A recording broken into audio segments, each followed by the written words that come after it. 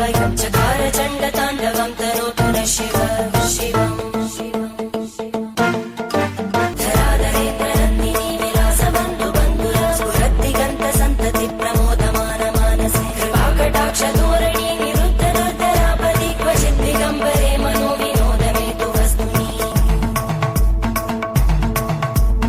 ॐ नमः शिवाय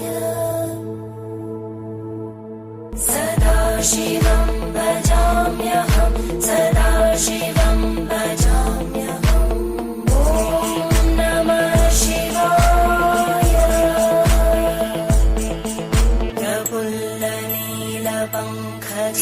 प्रपञ्चकारिमप्रभावलं विकण्टकन्दली रुचिप्रबद्धकन्धरं स्मरच्चिदं पुरच्चिदं पवच्चिदं मखच्चिदं गजच्चिदान्धकच्चिदं तमन्तकच्चिदं भजे करालभालवट्टिका दगद्दगद्दगज्ज्वल धनञ्जयाहुतीकृत प्रचण्ड पञ्चसायके धराधरेन्द्रनन्दिनी कुचाग्रचित्रपत्रकार कल्पनैकशिल्पिनी त्रिलोचने रतिर्मम